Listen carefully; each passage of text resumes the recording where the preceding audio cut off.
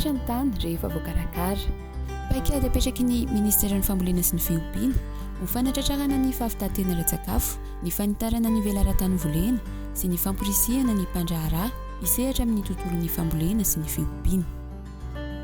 Ny fanitarana ny velaran-tany dia hampitombo ny vokatra, ary ny firotsahan'ny mpandraharaha dia hiteraka asa ho an'ireo tanora ary anana mpandray vokatra ireo tantsaha manodidina, satria iompana amin'ny famokarana ny akora ilain'ny mpandraharaha ny vokatra hiakatra.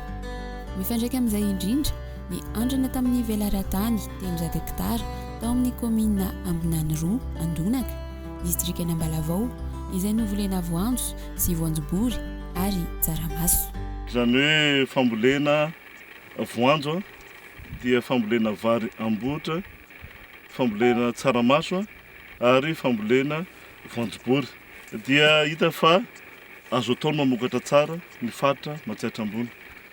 Isaorana ny partenaire, ao ny projet défi, ao ny ao amin'ny famatsimbola ny EFDA, izay midina aty fotony mihitsy ny talier général sy ny coordonnateur national mijery, mivantana an'ilay vokatra izay hita maso. Mino zany rahay fa aorinan'izao dia isy nitosika goavana ngezabe izay andrandray mitantsaha zany aty fotony, satria mitadasika ny tany, mitadasika satria misy hatrany amin'ny 20 000 hektara zany mbola azo ambolena tsara aty amin'ny commune ny Andonaka. Mino zany ny tantsaha aty fa zao vokatra zao dia hitondra fampandrosoana eo anivon'ny faritra, eo anivon'ny commune, indrindrandrindra moa zany amin'ny velorano izay hoentin'ny filoham-pirenena. Dia andrana zany ty, dia hitantsika amin'izao zany ny résultat. Izany hoe andrana isotomana an'ireo investisseur sy ny fanjakana mba hiara isalamo zany amin'izay ahafahana mahazo vokatra. Ny vokatra zany ny eritreretina satria production karazana semence mihitsy ny natao. Dia le hoe aondrana angamba tsy hondrana io fa eto ihany io no miparitaka. Ny tombony be dia be, tsy ho an'ny faritra Matsahatra ambony irery fa ho an'ny vahoaka malagasy. Izany hoe rehefa mamokatra ny tantsaha ka mihinana ny vokatry ny tany dia izay ny tombontsoa. Tsy manafatra intsony tsika fa mihinana ny vokatry ny tany. Tonga ny jery fotony ny vokatry ny fiara-miasa ny mpandrindra nasionalin'ny fandaranasa défi Randriana Artina Piero Serge sy ny talier généralin'ny FDA Rahanta Malala Fanja mbola tsy tomombana tsara nefa ny famokarana izay ataon'ireo tantsaha, ka izay no angatan'izy ireo fanampiana amin'ny fandaranasa défi sy ny FDA. Rehefa misy ny tany malalaka izay filahany izy atao ambolena dia hita maso zany vokatra izay atao hoe paikady familahana ny tany izay ahafahana mamokatra ao anatiny. Nisy ny fandraisan-tanana nataony teto anivon'ny faritra sy ireo mpahazo tombontsoa tao anatin'izay nahatonga an'ilay vokatra toy izao.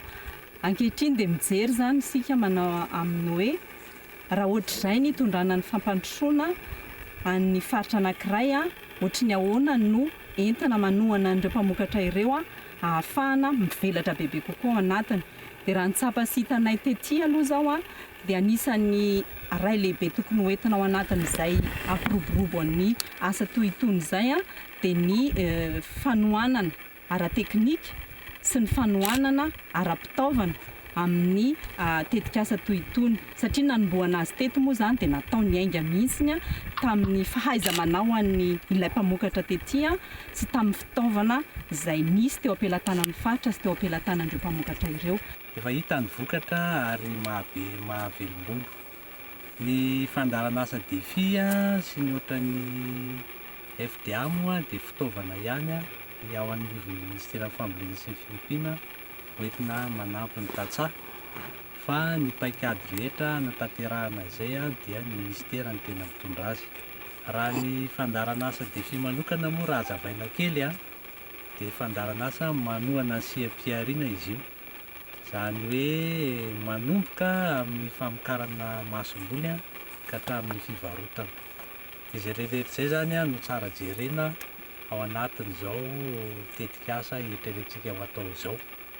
Dia ao anatin'izay moa misy fizarana roa izay fanampiana izay mety misy ny fanampiana amin'ny vatana, ohatra amin'ny alalan'ny fanaovana foto-drafitrasa vao resaka teo hoe sao dia misy azo tokony atao ny fitondrana ny rano dia ho jerena zay, fa mety efa jerena ihany koa ao aoriana rehefa miakatra ny vokatra hoe ahoana moa ny fomba hitehirizana ny vokatra dia mety azo jerena ihany koa zay.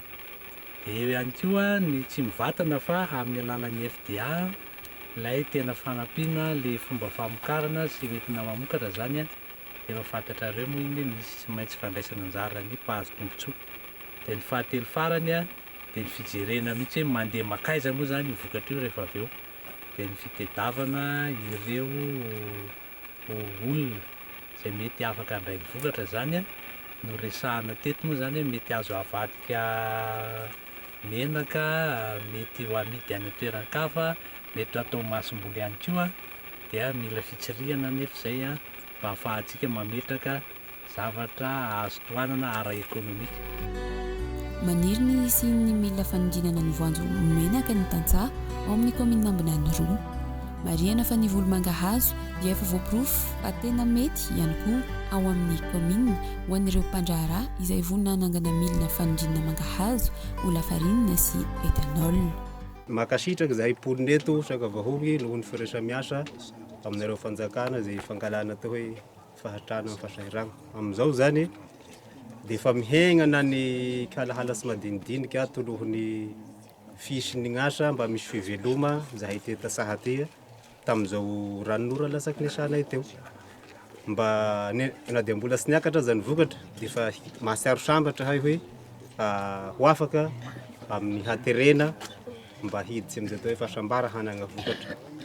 Dia ny faharoa magnaraka misy rano atao kely atao prix atao angamba mba anagnana imponina eritreritra mba hahafaha hitohizany ty fambolena ty matetiky ny roam-pody mba ho sotomina atsika ho tonga amin'ity toerana teto. Fa tegna moa tsy dia hoe mahalala ny fomba fisotonana azy fa le eritreritra no lazaina eto izay imponina eto saka vahoagna.